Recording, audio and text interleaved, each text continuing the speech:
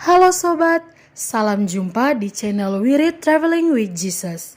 Buat yang baru pertama kali, salam kenal. Buat yang setia, salam persahabatan. Kami senang jika Bapak, Ibu, dan teman semua mendengarkan bacaan Alkitab, kisah orang kudus, renungan harian, dan berdoa bersama kami.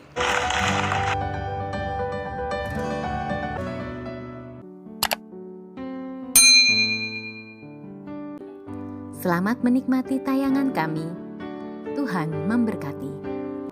Jangan lupa subscribe, like, share, dan komen. Karena dukungan dari sahabat Wirid bisa menambah semangat kami. Terima kasih. Demi nama Bapa dan Putra dan Roh Kudus. Amin. Datanglah ya Roh Kudus, datanglah dengan kekuatan hati Santa Perawan Maria yang tidak bernoda mempelaimu yang terkasih. Datanglah, bimbinglah kami, hiburlah kami. Katakan pada kami apa yang harus kami lakukan, dan bantulah kami memahami kehendak Tuhan dalam hidup kami melalui firman-firman yang kami dengar hari ini. Amin. Halo semuanya, jumpa lagi dengan saya Krisdayanti dari Bali bersama Wirid Tim. Saya akan bacakan firman Tuhan hari ini 18 Maret 2022. Kalender liturgi 18 Maret 2022, Jumat Prapaskah kedua. Bacaan dari kitab Kejadian. Israel lebih mengasihi Yusuf daripada semua anaknya yang lain, sebab Yusuf itulah anaknya yang lahir pada masa tuanya. Dan ia menyuruh membuat jubah yang maha indah bagi dia. Setelah dilihat oleh saudara-saudaranya bahwa ayah mereka lebih mengasihi Yusuf daripada semua saudaranya, maka bencilah mereka itu kepada Yusuf dan tidak mau menyapanya dengan ramah. Pada suatu hari, pergilah saudara-saudara Yusuf mengembalakan kambing domba ayahnya dekat Sikem. Lalu Israel berkata kepada Yusuf, "Bukankah saudara-saudaramu mengembalakan kambing domba dekat Sikem? Marilah engkau kusuruh kepada mereka." Maka Yusuf menyusul saudara-saudaranya itu, dan didapatinya mereka di Dotan. Dari jauh, ia telah kelihatan kepada mereka. Tetapi sebelum ia dekat pada mereka, mereka telah bermufakat mencari daya upaya untuk membunuhnya. Kata mereka seorang kepada yang lain, "Lihat, tukang mimpi kita itu datang. Sekarang, marilah kita bunuh dia, dan kita lemparkan ke dalam salah satu sumur ini. Lalu kita katakan, seekor binatang buas telah menerkamnya. Dan kita akan lihat nanti bagaimana jadinya dengan mimpinya itu." Ketika Ruben mendengar hal ini, ia ingin melepaskan Yusuf dari tangan mereka. Sebab itu kata Ruben, "Janganlah kita bunuh dia." Lagi kata Ruben kepada mereka, "Janganlah tumpahkan darah, lemparkan saja dia ke dalam sumur yang ada di padang gurun ini. Tetapi janganlah apa-apakan dia." Maksud Ruben, ia hendak melepaskan Yusuf dari tangan mereka dan membawanya kembali kepada ayahnya. Baru saja Yusuf sampai pada saudara-saudaranya, mereka pun menanggalkan jubah Yusuf, jubah maha indah yang dipakainya itu. Lalu mereka membawa dia dan melemparkan dia ke dalam sumur. Sumur itu kosong, tidak berair. Kemudian duduklah mereka untuk makan. ketika mereka mengangkat muka, kelihatanlah kepada mereka suatu kafilah orang Ismail yang datang dari Gilead dengan untanya yang membawa damar, balsam, dan damar ladam. Mereka sedang dalam perjalanan mengangkut barang-barang itu ke Mesir. Lalu kata Yehuda kepada saudara-saudaranya itu, "Apakah untungnya kita membunuh adik kita itu dan menyembunyikan darahnya? Marilah kita jual dia kepada orang Ismail ini. Tetapi janganlah kita apa-apakan dia, karena ia saudara kita, darah daging kita." Dan saudara-saudaranya pun mendengarkan perkataan itu. Ketika saudagar-saudagar Midian itu lewat, Yusuf diangkat ke atas dari dalam sumur itu, kemudian dijual kepada orang Ismail itu dengan harga 20 sikal perak. Lalu Yusuf dibawa ke Mesir. Demikianlah sabda Tuhan. Syukur kepada Allah. Mazmur tanggapan dengan refren, "Ingatlah perbuatan-perbuatan ajaib yang dilakukan Tuhan. Ketika Tuhan mendatangkan kelaparan ke atas tanah Kanaan dan menghancurkan seluruh persediaan makanan, diutusnyalah seorang mendahului mereka, yakni Yusuf yang dijual menjadi budak." Refren, ingatlah perbuatan-perbuatan ajaib yang dilakukan Tuhan. Kakinya diborgol dengan belenggu, lehernya dirantai dengan besi, sampai terpenuhinya nubuatnya, dan firman Tuhan membenarkan dia.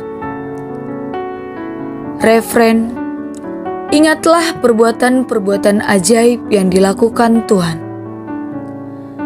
Raja menyuruh melepaskan dia, penguasa para bangsa membebaskannya, dijadikannya dia tuan atas istananya dan pengelola segala harta kepunyaannya. Refren, ingatlah perbuatan-perbuatan ajaib yang dilakukan Tuhan. Terpujilah Kristus Tuhan, Raja mulia dan kekal. Begitu besar kasih Allah akan dunia ini, sehingga Ia telah mengaruniakan anaknya yang tunggal, supaya setiap orang yang percaya kepadanya beroleh hidup yang kekal.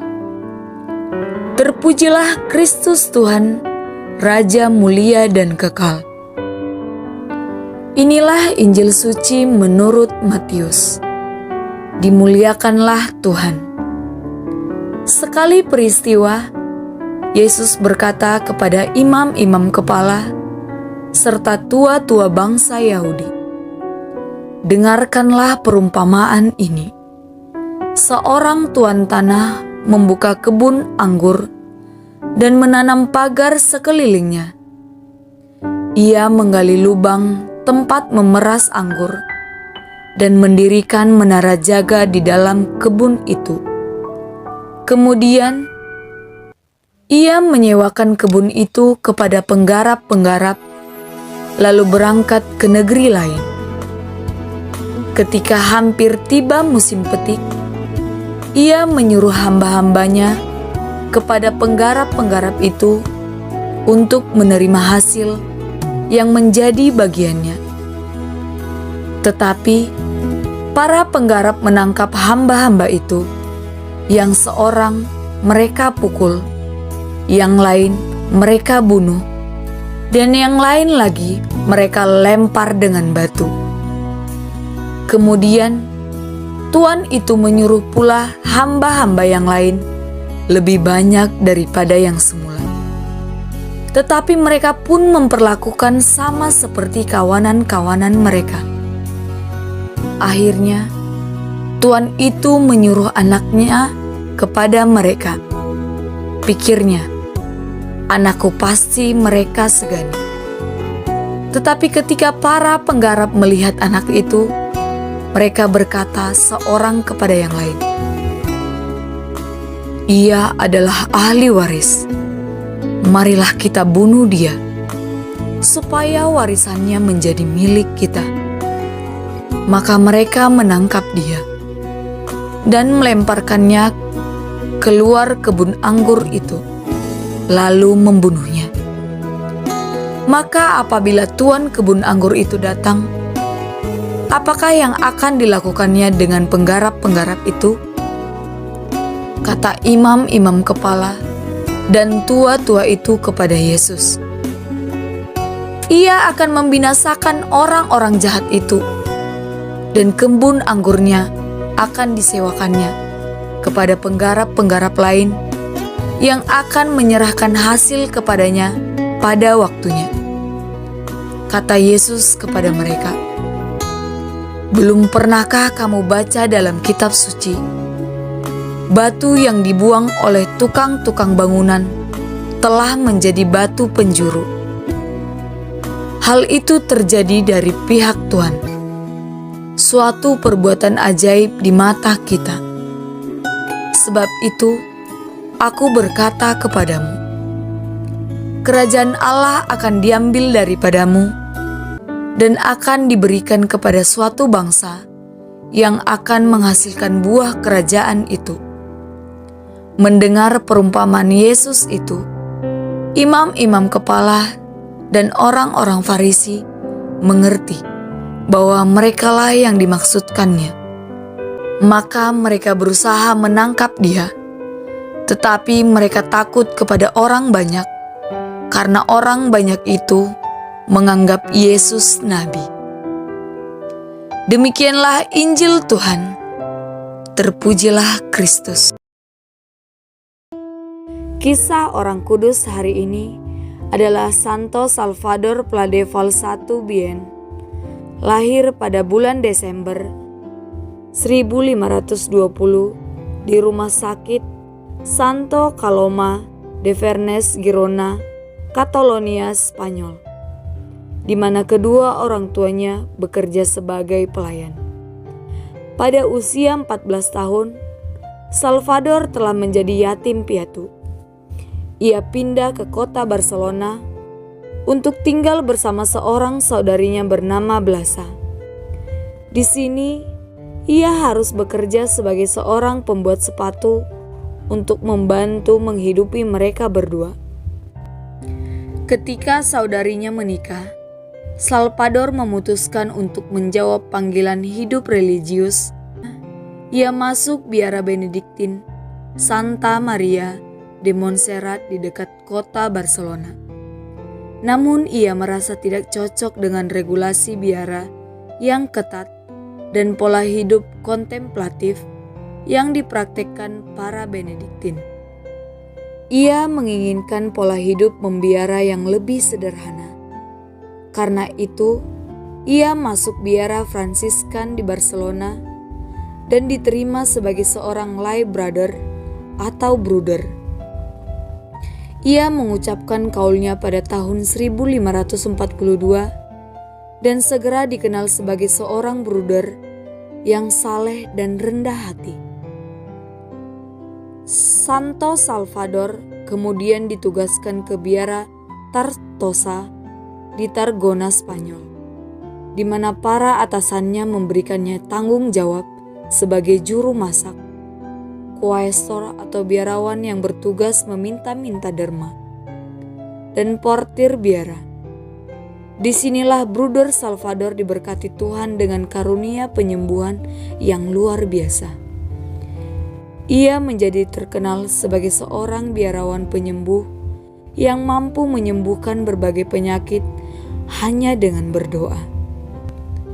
Biara di Tarragona segera ramai diziarahi umat beriman yang mengharapkan penyembuhan ilahi. Tercatat jumlah pengunjung ke biara tersebut pernah mencapai sekitar 2.000 orang per minggu. Karunia penyembuhan Salvador mendatangkan cemburu dalam hati para atasannya. Mereka mencurigainya bersekutu dengan kuasa kegelapan dan membentuk sebuah komisi khusus untuk mengawasinya. Mereka juga merasa terganggu dengan kunjungan ribuan umat ke biara dan memutuskan untuk memindahkan Bruder Salvador dari satu biara ke biara yang lain. Awalnya, Salvador dipindahkan ke biara di Belpuig, lalu ke Lleida, terus pindah ke biara Fransiskan Santa Maria Ratu Para Malaikat di desa terpencil Horta de San Joan.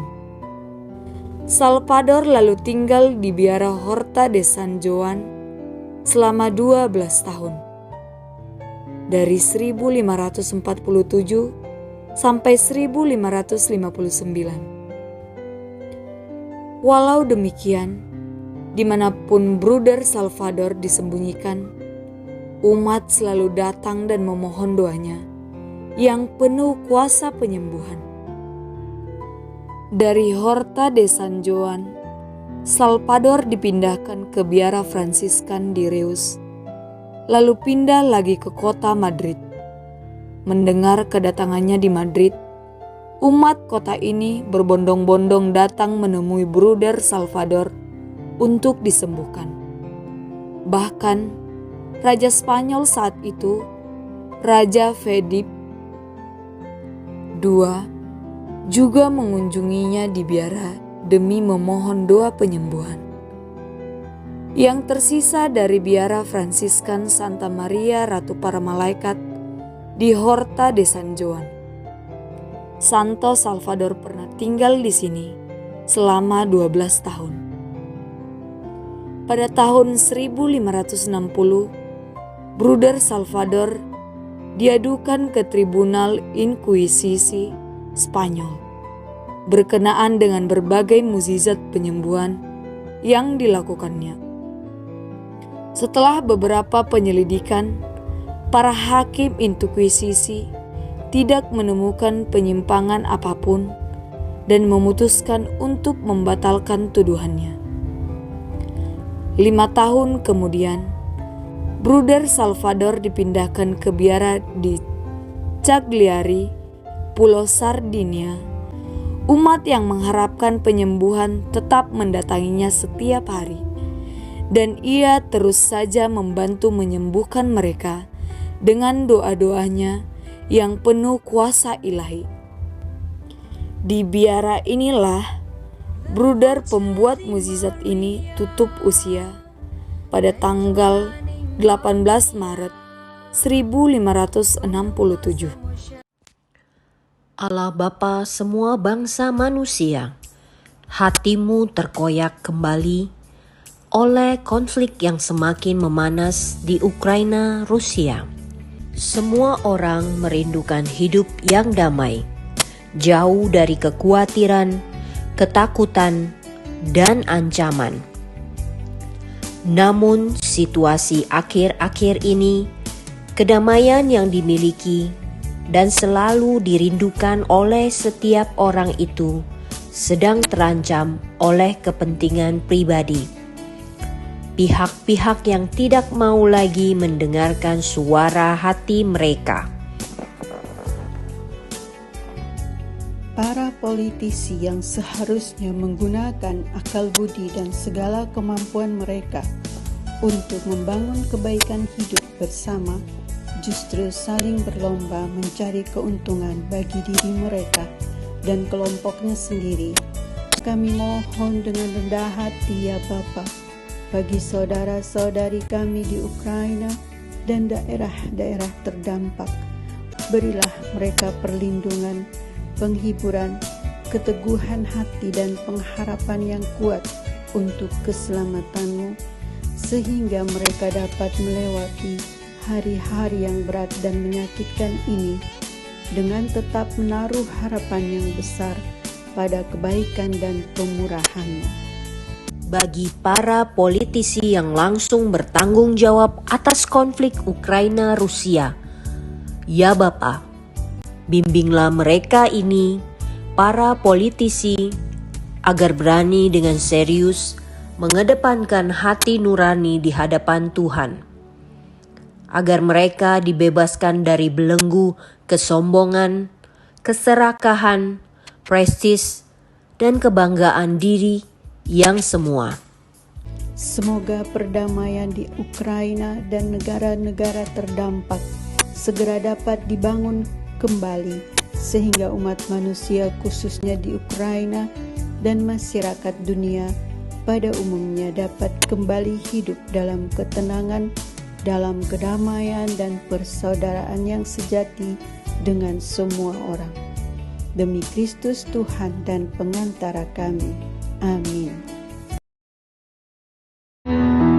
Bapa kami yang ada di dalam surga, dimuliakanlah namamu, datanglah kerajaanmu, jadilah kehendak-Mu di atas bumi seperti di dalam surga.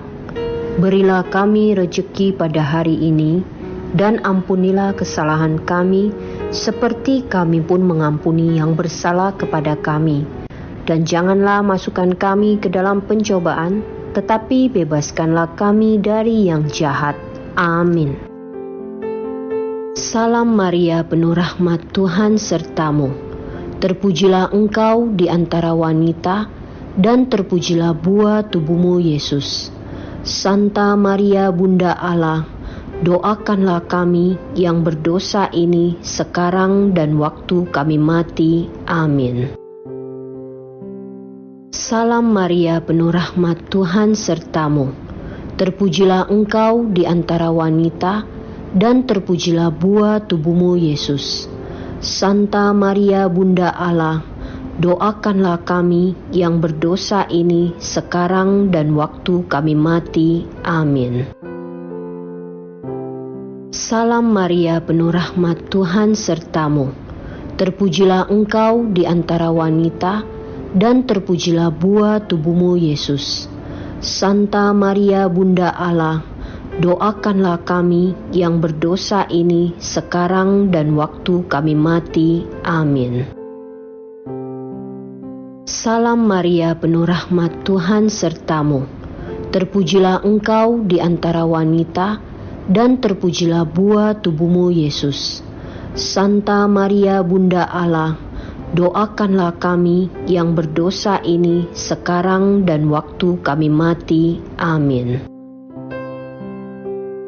Salam Maria, penuh rahmat, Tuhan sertamu. Terpujilah engkau di antara wanita, dan terpujilah buah tubuhmu Yesus. Santa Maria Bunda Allah, doakanlah kami yang berdosa ini sekarang dan waktu kami mati. Amin. Salam Maria, penuh rahmat, Tuhan sertamu. Terpujilah engkau di antara wanita, dan terpujilah buah tubuhmu Yesus. Santa Maria Bunda Allah, doakanlah kami yang berdosa ini sekarang dan waktu kami mati. Amin. Salam Maria, penuh rahmat, Tuhan sertamu. Terpujilah engkau di antara wanita, dan terpujilah buah tubuhmu Yesus.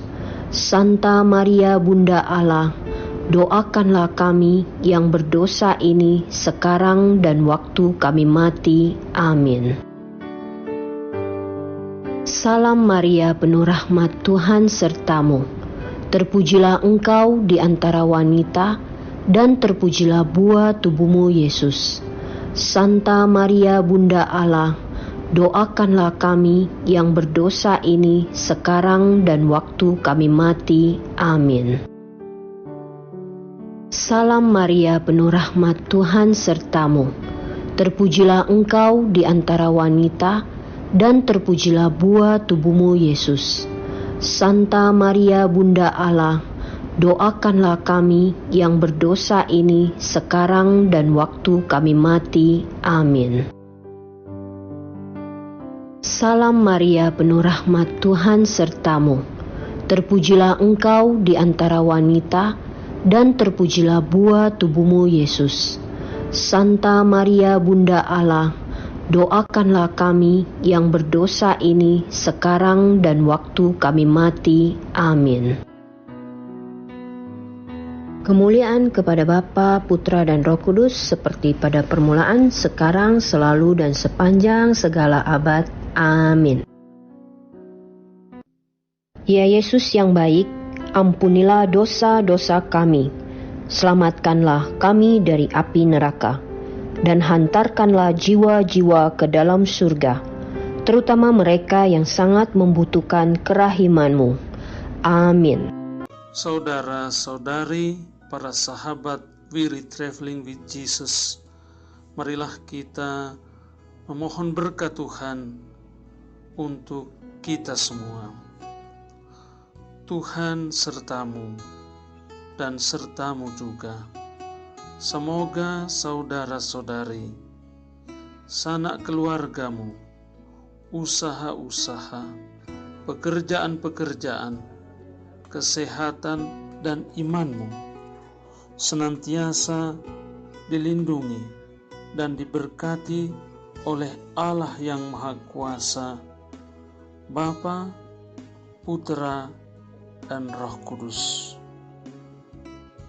Semoga Tuhan selalu menyertai kita. Syukur kepada Allah. Amin. Demikian bacaan hari ini. Terima kasih sudah menonton. Jangan lupa subscribe, like kami di Facebook, follow kami di Instagram. Wirid Traveling with Jesus. Sampai jumpa lagi di video selanjutnya.